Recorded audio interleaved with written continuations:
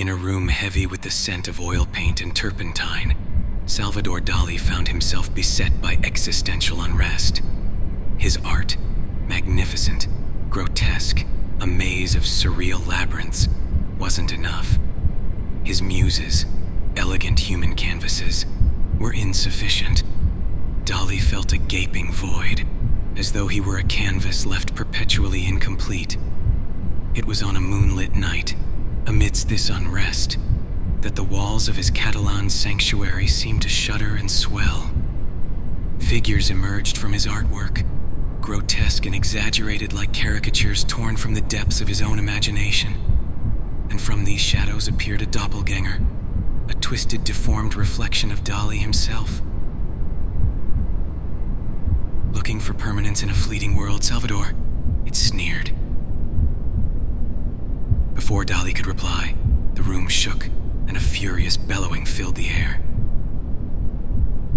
Materializing from the palette of shadows was a monstrous bull, its eyes a raging inferno, and intestines hanging grotesquely from its ruptured abdomen. This was no ordinary beast. It was a manifestation of Dalí's own fear and elusiveness. With a tormented snarl, Dalí picked up a palette knife, its blade now inexplicably razor-sharp.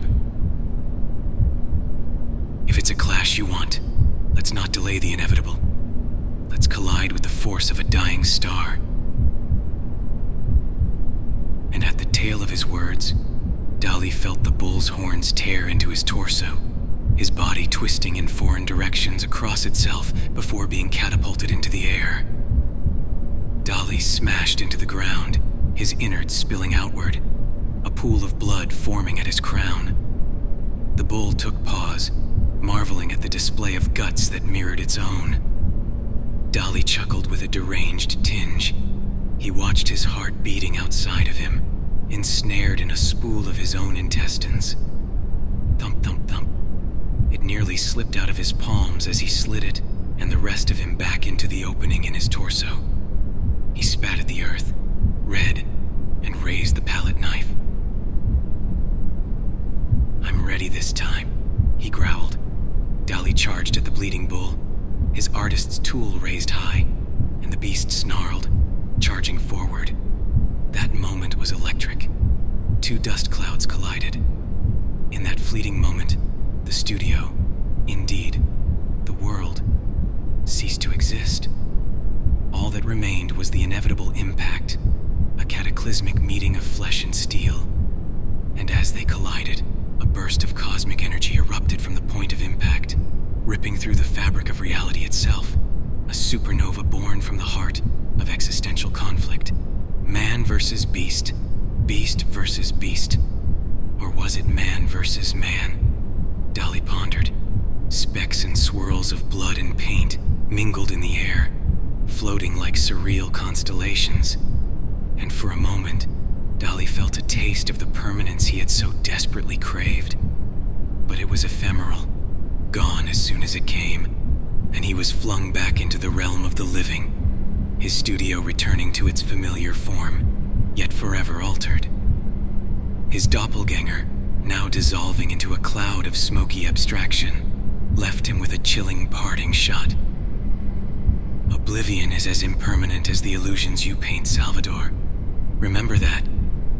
Dalí stood alone, panting, his hands stained with an indescribable blend of paint and otherworldly ichor. The void inside him seemed to waver, its appetite momentarily sated, yet ultimately unchanged. And so, he returned to his canvas, his brushes once more dancing over its surface like ethereal spiders. Yet, within each stroke lingered the echo of that night. Dalí, the eternal escapist, now painted with a fervor infused by the darkness and dread of his own inescapable humanity. The air was thinning, his body cramped, trapped.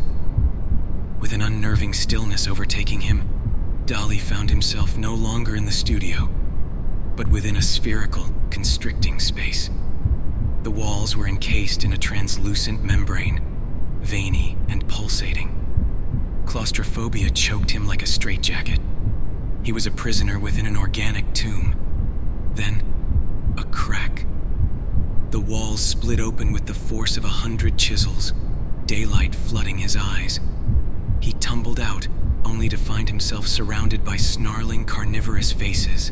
Velociraptors, gathered around him as if welcoming a lost sibling. Before he could make sense of this prehistoric reincarnation, a shadow enveloped the earth. Looking skyward, he witnessed a celestial object plummeting towards the Yucatan Peninsula. A meteor, heralding extinction. It struck with an explosion that shook the heavens and earth alike. Firestorms erupted, sky turning a malignant red, as if the gods had spilled their own arteries into the atmosphere. A wave of heat roared towards him, advancing like an infernal tide. As the raptors around him let out cries of primeval terror, Dali watched with a detached melancholy. This was the grand finale, the last stroke on the canvas of a dying world. And just like that, his dinosaur brethren were consumed by the scorching wave, their scales and feathers instantaneously combusting, forming deadly crowns and flaming regalia. Their cries extinguished in a wailing chorus of finality. For reasons beyond comprehension, Dali remained unscathed.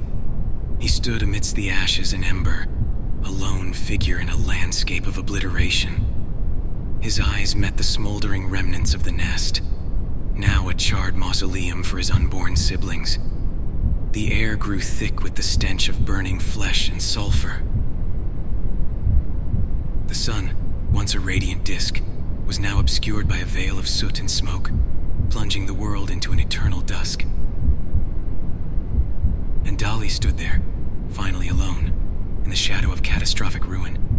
There was no canvas left for him to paint, no reality to distort, no muses to inspire or torment him. There was only Dali, alone amidst the ashes, pondering the futility of existence itself.